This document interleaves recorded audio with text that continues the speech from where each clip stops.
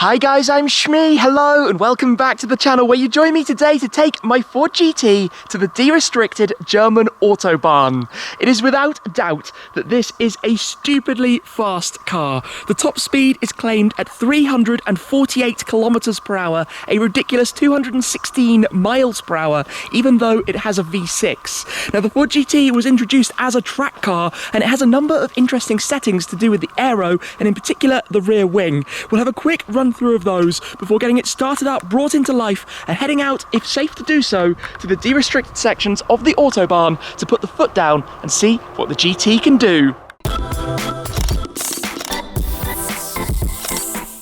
Ford introduced this car and its very similar racing counterpart with one specific objective: to go and win the 24 Hours of Le Mans 50 years after their famous 1-2-3 result with the GT40. In 2016, the first outing, they again took the top step of the podium with a car reminiscent of both the GT40 and the 2004 GT, but heavily focused on aerodynamics. You can tell by looking at this thing that it was designed and engineered from the outset to be aero-based, to have the highest possible performance for a track which has a very long straight, meaning top speed is important, but also some faster flowing sections and even some tight twisty corners too. As you take a look at it, it is one of the lowest cars out there, and this is before you even drop it down into the track mode, which lowers it by 2 inches or about 5 centimeters, but it's also very long and very wide, which helps with stability at high speed. One of the most iconic things by far is having this teardrop cabin that narrows towards a point at the rear and also gives you these amazing flying buttresses which are both aerodynamic but also help with the cooling. You have the radiators that sit just inside here in front of the rear wheels, which send the cool air up through towards the engine. The engine itself, a big topic of discussion, being the 3.5 litre twin turbo V6. A lot of people thought perhaps it should have a V8, but this was chosen to save weight, to keep it light, while still offering 656 metric horsepower, 647 brake horsepower, and that obviously combines with a 7-speed dual clutch gearbox, sending the powers all to the rear wheels, where we have some very fat Michelin Sport Cup 2 tyres, and I've also fitted the BBS FIRs, a homage to the racing car in the Le Mans grey paintwork. In fact, the wheel design made by BBS, as the race car wheels are too. Back here, we've got those lovely Akrapovic Sports titanium exhausts sitting right underneath the active spoiler. Now, normally when you're driving the car in normal mode at speed or in sport mode, the spoiler would come up about 20 centimeters or so, and it would work actively, so it'd flip forward when you brake to keep the rear completely planted down, or it would sit back down at lower speeds as well. When you put the car into VMAX mode though, instead of track, it does mimic lowering the suspension down onto the pushrod suspension by dropping it that 2 inches, but it keeps the wing down. The benefit of that is not introducing drag. As soon as you make any part of the car taller, whether that's the wing sitting up high or raising the height, let's say, of the roofline, it doesn't help with the top end. That's why this car is quite so fast, especially considering we've got the V6. So let's come in then, open up the dihedral doors. Inside here, the seats are fixed to the tub. You've got an adjustable pedal box and steering wheel. You can move the wheel, actually, the wheel column quite significantly. But let's fire this straight into life. Always very cool. So at the moment we're in normal mode. You've actually got 5 different driving modes: normal, sport, or track. Or if you go the other way, you've got wet or VMAX mode. So let me just confirm this. VMAX mode, as you will see, drops at 50 millimeters. So the car sits down, but it keeps the wing down. You'd see if the wing had shot up, and it gives us a very prominent view of the miles per hour, and over to the right, the kilometers an hour. Obviously, miles an hour takes center stage, being an American car, actually built out in Canada. But this, I think, is basically ready to go and see then. And I will have a digital speedo running too, because car speedos do always slightly overread. By law, they have to give you a higher reading. They cannot risk under reading, which means typically expect a few percent, although this car has a tendency to read more than others, certainly at lower speeds. I'm looking forward to seeing what it does when we get a little faster as well. Now, the quickest this car has been before was an indicated 311 kilometers per hour. That's 206 miles per hour. Just close the door to make sure it doesn't get knocked off. Of course, today, safety is the name of the game. I will only put my foot down if safe to do so on the Autobahn, where there is no posted speed limit, and you can, well, see a little bit of the performance. But one of the craziest things I can tell you in advance is how stable it is. I'd be interested as well to drive it in both VMAX and Sport, perhaps to see some of the differences. So, I think without any further ado, let's head straight on out then, go drive Ford GT. I'm actually going to head out the first time with the car in Sport mode, just to get a little bit comfortable, a bit familiar Obviously it's a lot louder in here than it was before I changed to the factory Akrapovic exhaust. I had the standard one before, which did look cool, but this sounds so good, despite being a V6 that we have behind. The car is obviously for the track, it's very focused, the steering feel is awesome, the hydraulic suspension setup is brilliant. In fact, when you drop it down onto the push rods, as I experienced last week at Hockenheim, the grip and just the feel and how much it communicates with you is mind-boggling. There are a lot of bikes out today, so I'll need to watch out for bikers, certainly on the Autobahn. When you're going a little bit quicker, you've got to be conscious of the speed differential and how it can feel when a car goes along the side. And obviously I've prepped the car in advance. We've got a fairly new set of tyres on. They're all inflated to the recommended pressures, which actually in this car take them up from 2.1 to 2.65 bar on all four corners, as quoted by the car itself. So everything's set up correctly as it should be for going onto the Autobahn. So we'll start in Sport, which will mean the rear wing comes up before we do a VMAX mode to see the difference, to get a little bit of a comparison between them. So I'm looking forward to seeing this, and to seeing as well what the speedo does at a faster speed. I think that's going to be quite intriguing to discover as well, and see how accurate it is. In Sport mode then, but I think to make it extra fun, let's just come to a standstill so that we can get a bit of a launch control, which in this car all you got to do is foot on the brake, foot on the throttle, and then off you go. Like that, and go. And yes, it's ballistically fast. The wing just came up, obviously being in Sport mode. We're already at 200 kilometers an hour. Gives you a bit of a sense of what's to come, right? 250, 260 on, but you can see how much the dashboard and the GPS speedo are slightly out of sync already.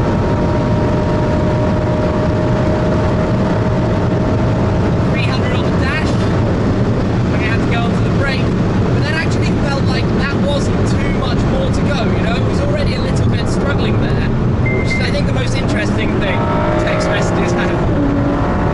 Look back down then. See quite a few cars ahead, so it's going to be interesting to see how VMAX compares. I think the wing makes a huge difference. I really do. Because we're already, you know, the numbers are going up, but not big time at 300. You need a massive amount of space to really get them very much higher.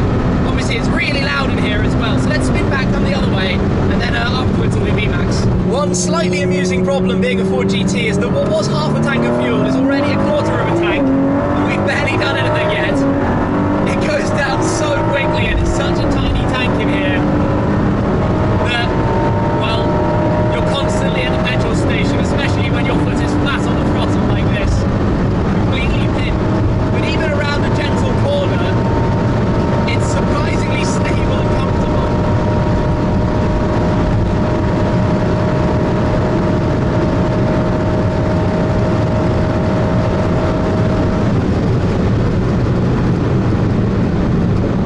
Fascinating. I mean, that really is, in Sport mode, a struggle for it to go any quicker. I mean, yes, okay, that wasn't VMAX, there was more to go, but not even at 200 miles an hour. That was, you know, 300 kilometers, which is 186 miles per hour exactly. Interesting. So let's get back, let's pop it down into VMAX mode, and then let's see what happens next. Now the car's fuel levels are really very low, but I am just going to do park into VMAX, confirm it. The car will drop down, he says, there we go. So the wing will now stay down, back into drive. VMAX, by the way, I've seen some people ask before, VMAX literally means maximum velocity, so the top speed. So we're now lower, which obviously means less air resistance, but also slightly less stability, so I need to keep that in mind too. So I guess, given it's completely deserted, let's come to a standstill again and enjoy a VMAX mode launch race start. So throttle, different rev counter as well. Interestingly, you can tell the less grip at the back already.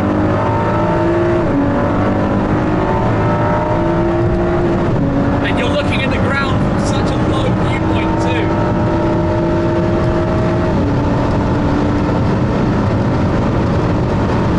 Not much fuel left. This feels faster, this feels way faster.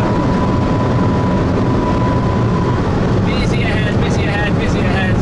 And no air brake, although the air brake does start to rise actually when you go firmly onto the brakes.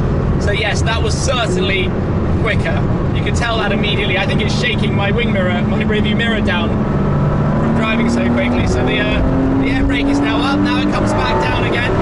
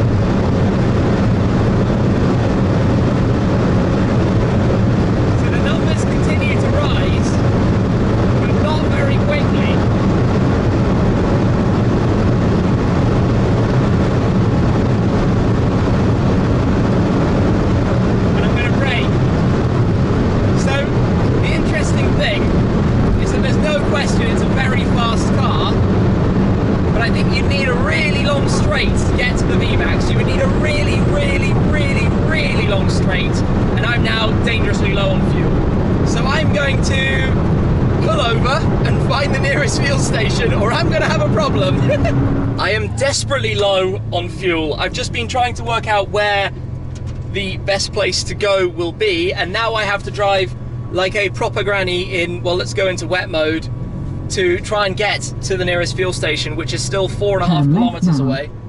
And the car is currently 4 kilometers to empty, but showing completely zero fuel. Obviously based a little bit on recent driving, which was a little bit more aggressively than we will now go. But this is where I'm going to drive like this, as slow as possible in wet mode, using the car now for the first time ever actually, which was fairly easy to use because make a slight right turn onto Hauptstrasse. Will do, because this is an area with no phone signal, so phone has let me down. Oh gosh, crawl, crawl, crawl, crawl, crawl, crawl, crawl. How gently can I do it? Please don't run out of fuel. 3 kilometers to empty and more than 3 kilometers to the fuel station. Let's see, if I hear a splutter, I'm going to be pulling over and putting my hazards on, and then calling for some assistance. I'm not going to lie, I do feel a little bit sicky, because the dashboard says 1 kilometer, and the nav says 2.1 kilometers to the nearest station. I mean, I can walk 2 kilometers, so at least I'll be able to walk there and buy a can of fuel and come back, but I would definitely rather it doesn't come to that.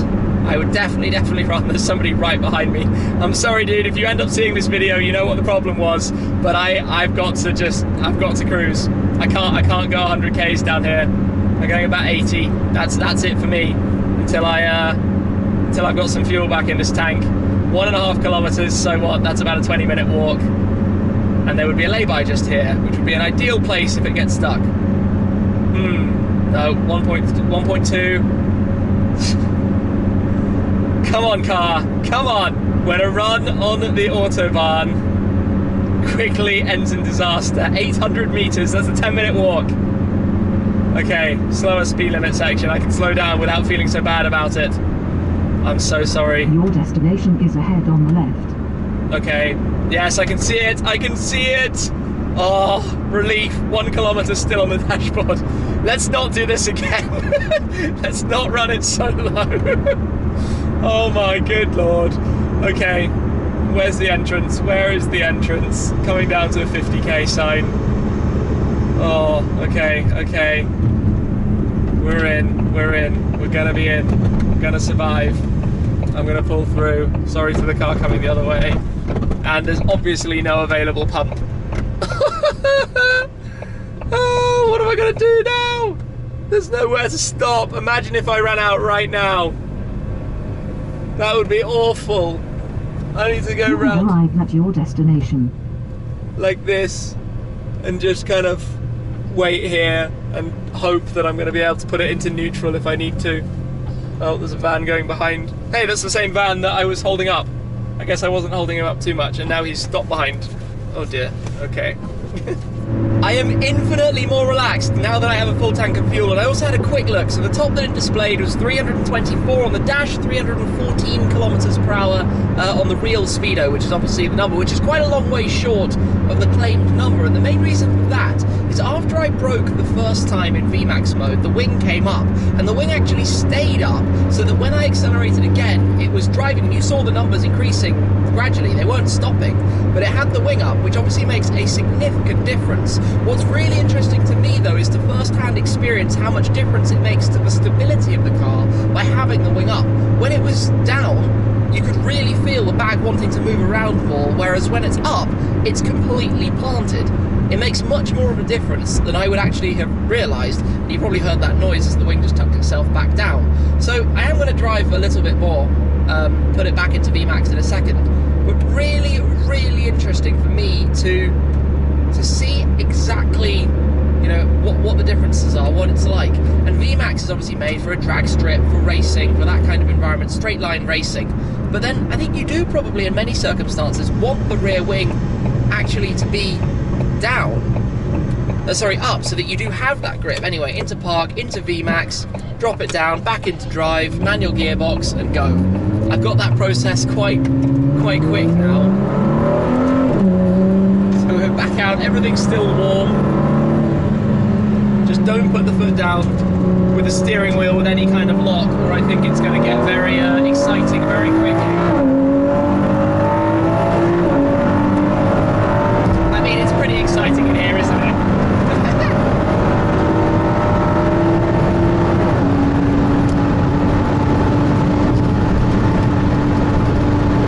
It's still pretty planted by the standards of most cars, don't get it wrong.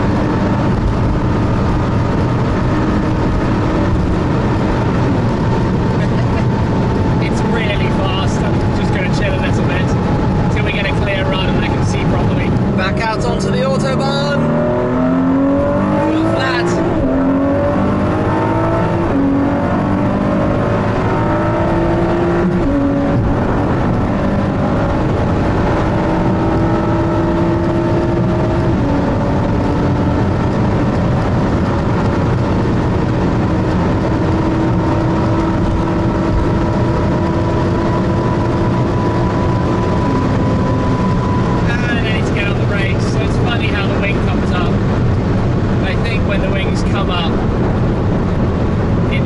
Stays up until you go much slower again, and it can drop back down comfortably, maybe even coming to a stop, but it's too busy. So the interesting thing there is I think the car does have more performance available. Before heading back out again, I'm just going to quickly go into park, go into sport mode, lift it back up, so now we'll have the wing up properly, because that extra stability is almost priceless in, you know, driving conditions in the real world. I will also say that it's a very humid day today. It's very hot and stuffy. Thank goodness for some serious brakes as well, because you can sometimes need to shave off a lot of speed down to about 100 kilometers an hour from 300 there. Always look a long way up the road, like a kilometer up the road.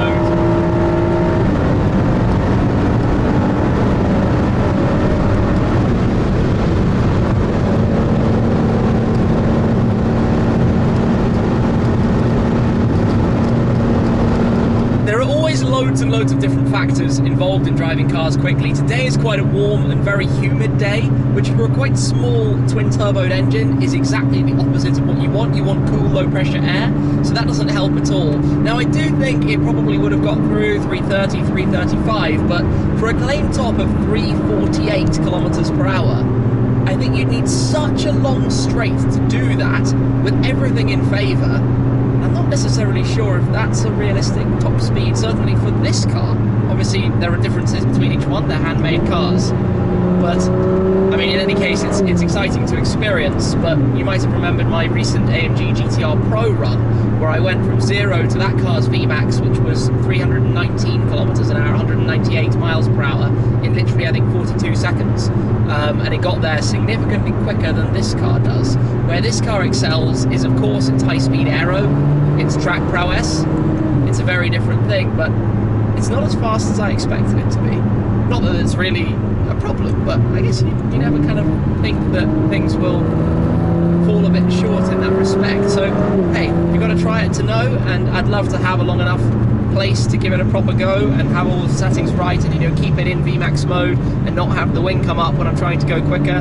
But I don't want to keep going at it, I'm not going to push things. You've got to be safe and sensible. There's just too much traffic on the roads to keep going and to keep trying and to risk anything going wrong. So I'm going to take a cruise back, kind of have a chill, wrap things up. After a high-speed drive then in the Ford GT, let me give you some feedback from the experience. By far and away the most significant observation is of course to do with the rear wing. When it's up, how much more stability you get, but also the impact that it then has on the top speed and the acceleration as a result. Now the car is parked at the normal ride height at the moment, but I'm just going to drop it down into track mode so that you can see the wing shoot up from the outside, because it's always pretty cool to actually see that happening. So let me lean in here slightly awkwardly, down on the brake, get this started. There we go. Give it 1 second, then I will go into track mode just here. I will have to confirm that the vehicle is on and the driver door is open, but now watch it go down into track mode. It's super cool to see that rising, and obviously flipping up when you then go on the brakes when it works as an active air brake. We'll turn it off again quickly. There we go, car pops back up as well. Obviously the big thing, even in VMAX mode, when I've gone on the brakes once, you see the wing rising up gently to go into active air brake mode, but then it stays up until you've come to a stop. So that's why I guess we were restricted to 324, 314 on the GPS as the top speed there, which is about 195 miles per hour. So by no stretch is that slow. Obviously it is about 21 miles an hour, 32, 33 kilometers an hour away, well actually 34 kilometers an hour away from the claimed top speed. I just think to get that you would need a really long straight. I can tell from going 324 with the wing up that it has a lot more to give, especially when you could see the differences at lower speeds, but I think that you would need such a long straight and everything to be so prepared that there's no way I'm just going to go out and do that. It needs to be in the right environment. The car is so fast that time and a place, and that's definitely not it for going to absolute VMAX. The car though, as you know, I love, I enjoy it an awful lot. It's a very special thing to me, really and truly. This is, I think, well, my favourite of the Shmeemobiles, my most prized possession, and I had a fantastic time driving it, and now completely covered in bug splats as well around the front. Gonna need to clean up, as will the front window. And I always find it fascinating how the seating position, if you look at this, the seating position is about here, which is actually nearer the rear wheels than the front, even though it's mid-engine. And by the way, that's just air conditioning because it's warm. It must be like mid-high 20s today or something like that. Definitely a warmer day. Anywho, I think a first real kind of share of a high-speed run in the Ford GT. I mean, I have driven it quickly a few times before, but today to really stretch the legs a little bit more and share with you, I guess, a little bit more about what it's like, the different driving modes. And I think, to be honest, unless you were absolutely going for a top speed or setting a record of some description, I'm going to keep it in track or in sport mode because I prefer the wing up. It just feels a little bit more comfortable, a little bit more stable, and the confidence that gives you, and it feels really stable. Probably with the wing down, it's more like any other sports car, but when you can have it up, I'm just going to keep it up. Anyway, thank you very much for watching, guys. I hope you've enjoyed seeing the GT being pushed a little bit harder, and that is it for today though, and I'll see you again very soon. Cheers!